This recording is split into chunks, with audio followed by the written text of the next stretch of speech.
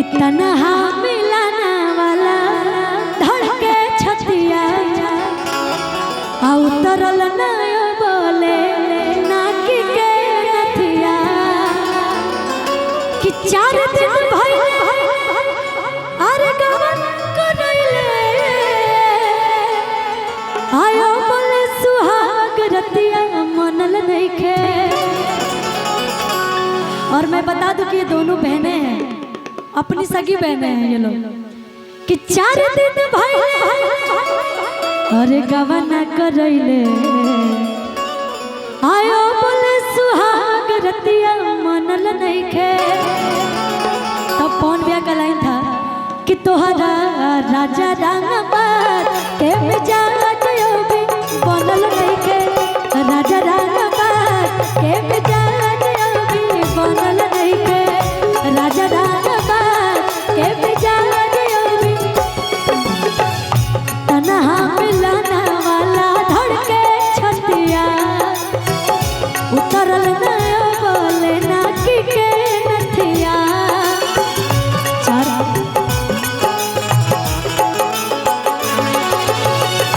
तन्हा मिलाना वाला धड़के छतिया उतरल नयो बोले नाकी के नथिया। 4 दिन भइले गवना करैले ओ बोले सुहाग रतिया मनल नइखे। 4 दिन भइले गवना करैले ओ बोले सुहाग रतिया मनल नइखे। अच्छा, आपकी शादी हो गई चांदनी जी? अभी नहीं हुई है ना? और आपकी?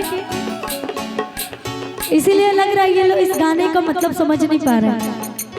यहाँ पे सब लोग राजा रंगबाज है बैठे हुए। अच्छा, यहाँ पे सब राजा रंगबाज हैं, तो चलिए इन्हीं लोग के लिए बोल देते हैं ना कि तोहरा राजा रंगबाज के मिजाज भी बनल नइखे, राजा रंगबाज के मिजाज भी बनल नइखे, राजा रंगबाज के मिजाज भी बनल नइखे।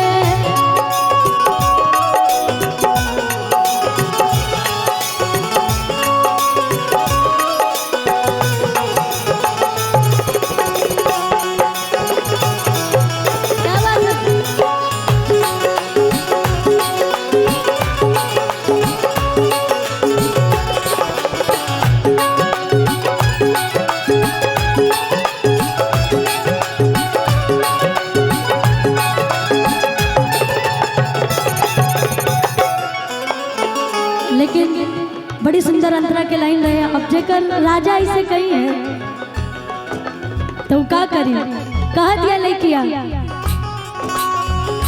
हद होता राजा मजा माल बसिया ताजा मोट बन में रहुआ टाइम लागला।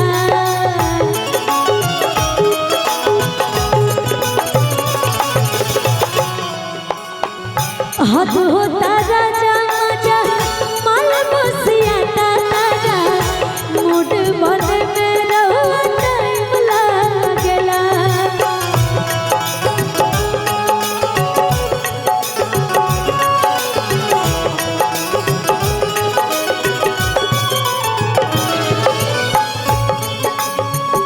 जन तो दबाव हमर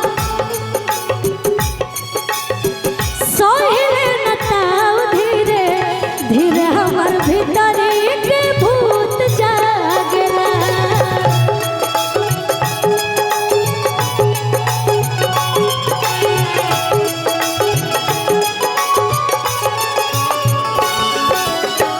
लइका कहतिया कि बाने हमरा जे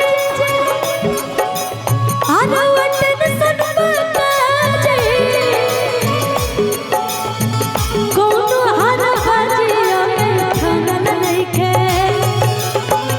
बाने हमरा जे तन सनबता जे कोनो हार बाजियो में ठनल नइखे कि तोहरा राजा रंगबाज के मिजाज भी बनल नइखे, राजा रंग